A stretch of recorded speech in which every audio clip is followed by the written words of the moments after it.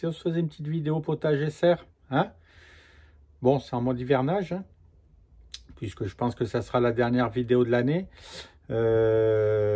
Après, ben, on attaquera les vidéos sur les semis, je pense, dès la mi-janvier, normalement.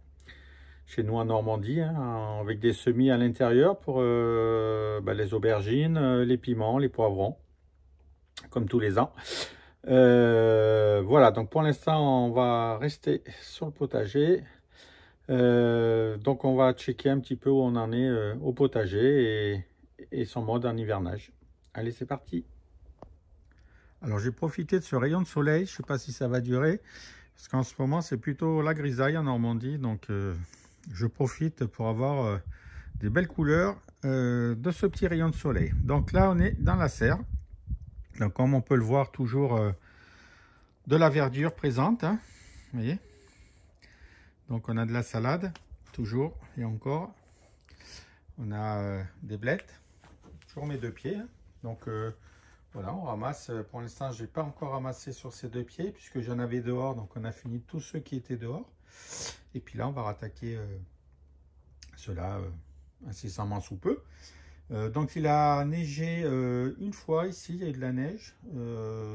Il a gelé une fois ou deux aussi.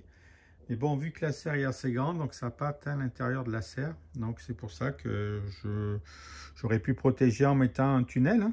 On peut mettre un tunnel dans la serre, ça fait une double protection. Mais là, bon non, j'ai tenté, puis ma foi, ça s'est bien passé. Alors je sais qu'il va refaire froid là d'ici 3-4 jours. Mais bon, je pense que je vais laisser comme ça me fera un test justement, jusqu'à où je peux laisser...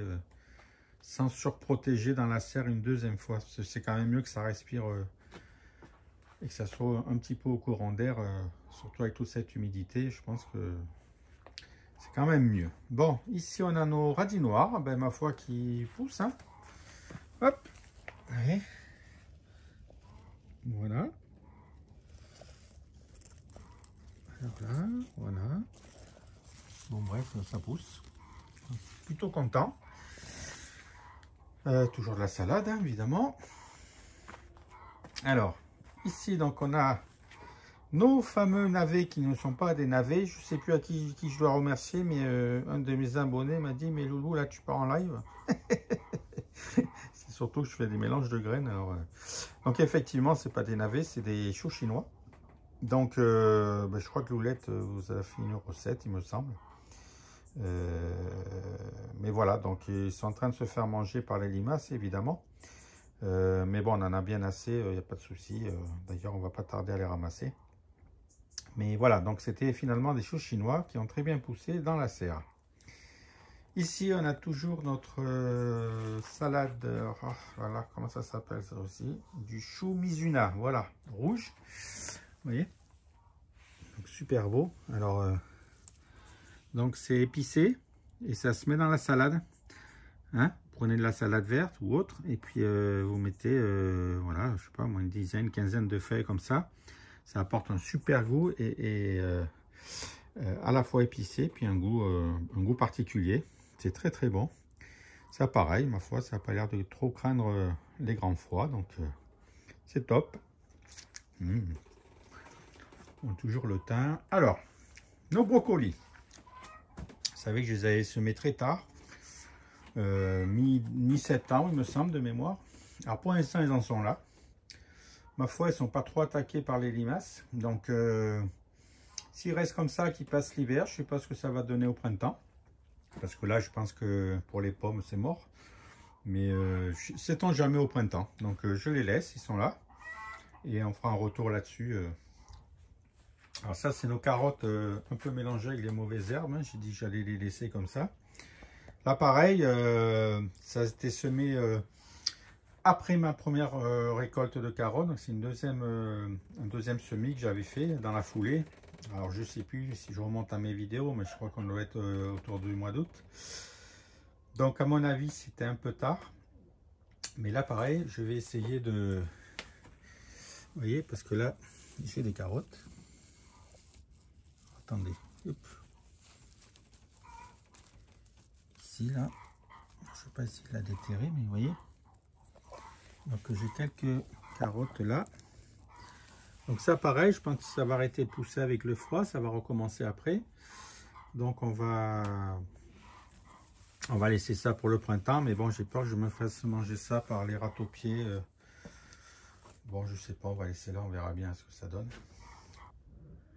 Voilà, donc ici quelques fèves.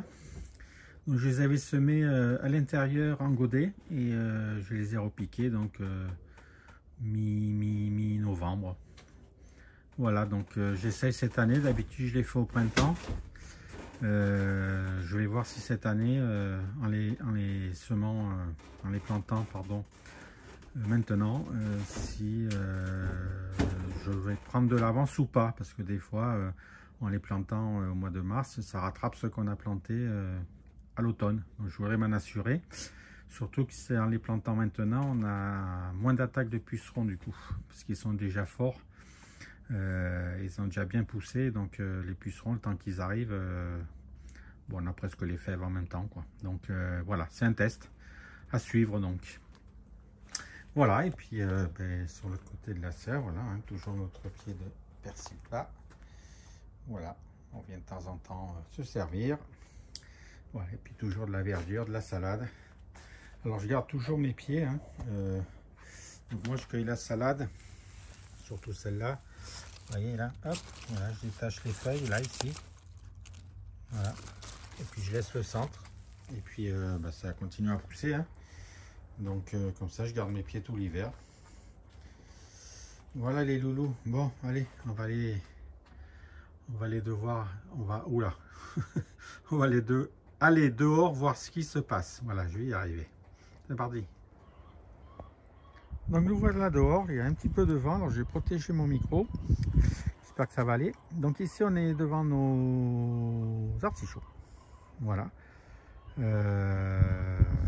Voilà, des semis que j'avais fait l'année dernière. Et des œilletons qui ont poussé cette année, dans le petit, là, celui-là. Et celui-là, vous voyez, je ne l'ai pas séparé du pied d'ailleurs. Le pied mère, il est là. Et l'œilleton, vous voyez, il est là. Donc pour bien faire, il faudrait que je sépare le pied en deux, en fait, à la fourche, entre les deux, vous voyez. Pas la fourche, à la bêche, pardon. Un petit coup de bêche pour séparer, puis je le replante un peu plus par là. Mais bon, on va laisser faire la nature, hein, je pense pas que ça soit gênant. Voilà, par contre, je vais les protéger un petit peu, donc je referme un petit peu les feuilles. J'avais fait une vidéo là-dessus, hein. On referme légèrement les feuilles. Alors pour les régions très froides, ici, il fait pas très froid. Mais bon, il faut quand même protéger un peu le pied. Donc je resserre légèrement les feuilles, pas trop, sinon ça va garder l'humidité, ça va pourrir. Donc légèrement, et puis après on met un peu plus de foin que j'ai mis là, voilà, sur un tiers de la hauteur, hein, à peu près, ou un quart de la hauteur plutôt, voilà.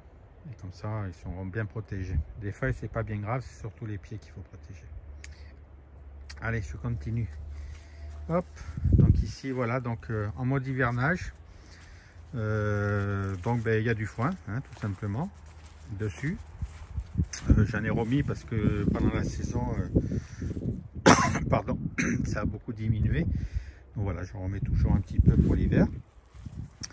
Et donc toutes les bandes, vous voyez, ça c'était la bande aromatique. Donc ici on a l'âge des montagnes, vous voyez, qui est là, donc qui va repartir, hein, là, ça disparaît et hop, ça repart au printemps et ça devient énorme. Voilà, c'est un légume perpétuel. Ici, une grande zone où il y avait les courges, enfin plusieurs choses. Donc voilà, donc par exemple ici sur ce plan, j'ai mis des feuilles donc, de notre frêne. Et là, Loulette, à chaque fois qu'elle nettoie le poulailler, vous voyez, hop, elle vient mettre ici donc tout le foin avec le caca des poules. Donc voilà, tout ça, ça va faire du bien à la terre, ça va nourrir les vers de terre, enfin, etc. Tout ce qui se balade là-dessous. Et voilà, et puis aujourd'hui, on a une terre quand même qui est par rapport à celle-là, vous voyez. Hop, allez, je regarde.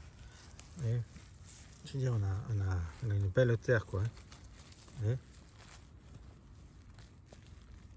Ah, c'est top. Donc là, ça fait quand même 3 ans maintenant, je crois, que j'ai démarré en permaculture et oui, la terre s'améliore d'année en année. Voilà, on est parti de là. Alors pas trop argileux, hein. Voilà. Donc voilà, ça s'améliore d'année en année. Donc on couvre tout l'hiver. Après, ce que je fais au printemps, je découvre une partie pour réchauffer un petit peu la terre. Voilà, sur 15 jours, hein, pas plus. Je fais mes plantations et hop, et je recouvre mon sol. Voilà, que chacun a ses techniques. Voilà, bah écoutez, donc tout le potager, vous voyez, est couvert de la même façon. On fait du compostage de surface aussi. Vous voyez, hein. Tac, tac, tac. Alors ici, pareil, on revient vers les choux. Alors ça, c'est les choux que j'avais plantés aussi, pareil, mi-septembre de mémoire. Donc je savais que c'était trop tard, hein. Mais j'ai voulu tester quand même. J'ai dit, si on a une arrière-saison pas trop froide, peut-être que ça aura le temps de paumer, etc. Alors ça a commencé, vous voyez, à paumer. Vous voyez, hein, finalement. Et je pense pas que ça aille à terme, vous voyez, là, ça a commencé à paumer. Voilà, donc bah, ma foi, je vais laisser. C'est juste les limaces qui se font un régal et les oiseaux pardon, je pense aussi. Donc bon, je sais pas si ça va survivre, mais pareil, c'est un test. Sinon, je ferai plus de choux comme je l'avais dit, hein, puisque j'avais fait des choux avec multiples protections tous les ans. Cette année, j'avais mis un fil à un fil à insectes carrément. J'avais investi parce que c'est pas donné, hein.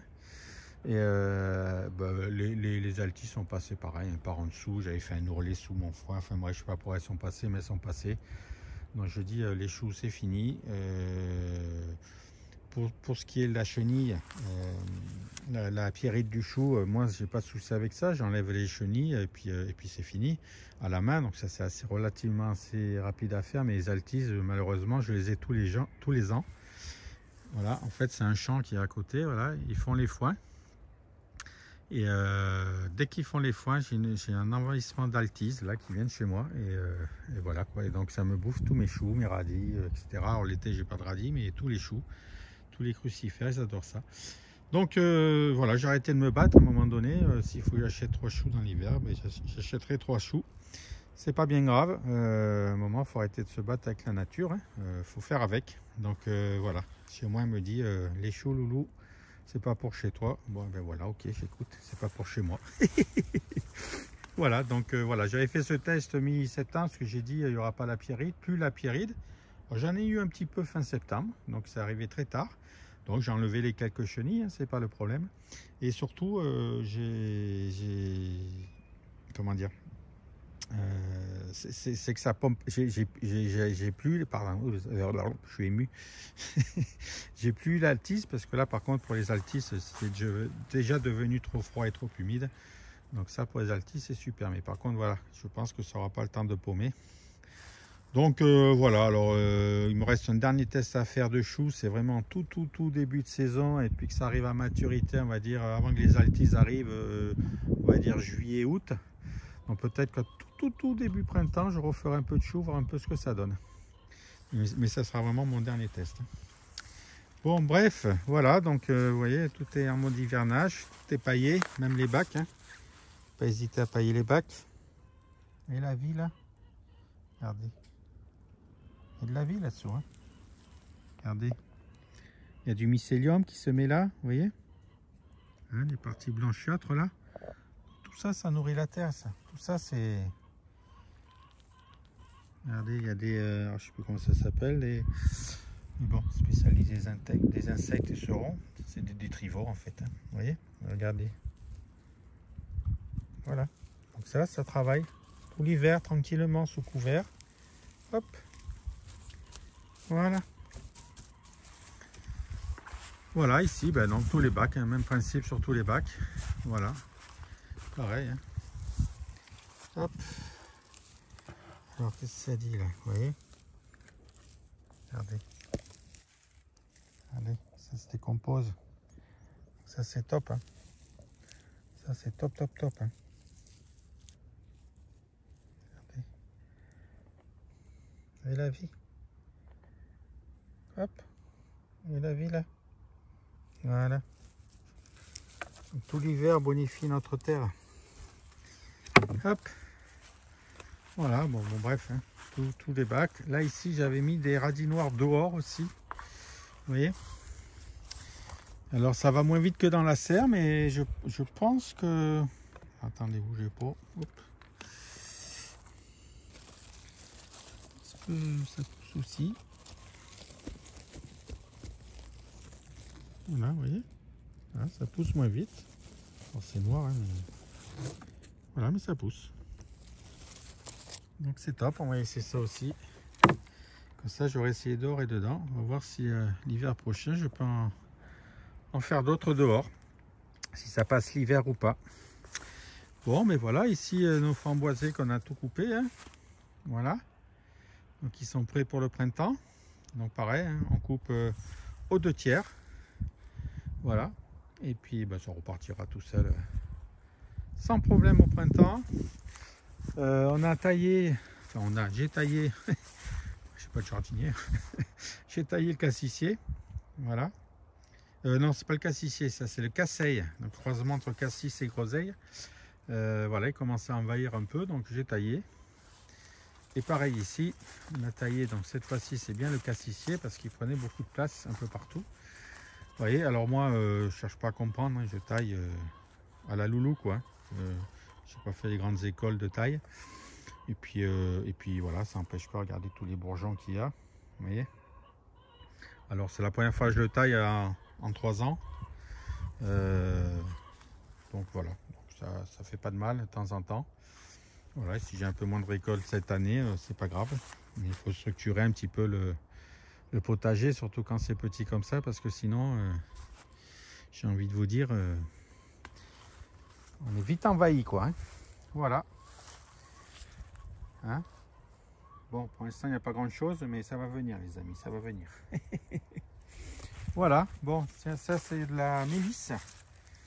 Ça sent super bon, hein. Donc ça aussi c'est une vivace, hein. Donc ça il faudrait que je taille, vous voyez, les feuilles comme ça, là je vais les tailler. Et puis au printemps ça va bien repartir. Ça sent bon.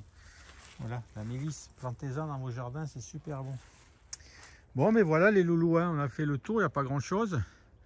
C'est juste pour vous faire voir le potager en mode hivernage. Donc voilà, la nature va travailler pour moi les micro-organismes, etc. Tranquillement. Voilà, et tout l'hiver. Et puis comme ça, moi, j'aurai plus qu'à planter sans faire d'apport spécifiquement. Voilà. Alors, c'est une petite chose, ce que je fais, comme on est en mode cheminée, ben, je récupère des cendres de temps en temps que je tamise et j'en mets, voilà, sur mes plates-bandes. Alors, j'en mets pas beaucoup, hein, je saupoudre. Voilà, au fur et à mesure, tout le potager. Ça fera toujours un petit peu, ça fera toujours du bien. Voilà, donc faites-le aussi, ça apporte du potassium et puis plein d'autres bonnes choses. Hein. Voilà, alors le dernier point ici, je voulais vous faire voir, donc c'est ma fraiserie. Alors ma fraiserie, elle démarrait ici, là, sous ce couvercle. L'année dernière, j'ai pris tous les stolons qui étaient là pour les mettre ici, vous voyez. Et donc ce que je devrais faire là, c'est hop, enlever donc tous ces pieds mères qui ont 2 ans maintenant. Alors ça produit encore, hein, ça devrait produire encore, il n'y a pas de souci. Hein. Mais bon, enlever tous les... Mais c'est trop touffu, il y a trop de feuilles. On voit plus les fraises, en fait. Donc il faudrait enlever cette partie-là, donc qui sont les pieds mères, aérer ici en prenant les stolons et les mettre ici. Vous voyez un petit peu, voilà. Et tous les ans, on intervertit comme ça. Mais sinon je me pose aussi une question, ça prend beaucoup de place ici et j'ai besoin de place, donc je me demande si je vais pas me faire une tour à fraises que je mettrai donc devant ma maison qui sera plein sud là-bas. Voilà, et au moins ça me libère beaucoup de terrain, donc je me tâte. Voilà, est-ce que je retourne tout ça? Bon, il est temps de voir jusqu'au printemps, hein, mais bon, voilà, ça me permet de récupérer plein de pieds de fraisier que je mettrai dans ma tour. Ça fait encore un truc à construire, mais bon. Et puis je libère tout cet espace là pour faire d'autres choses. Bon, voilà les amis.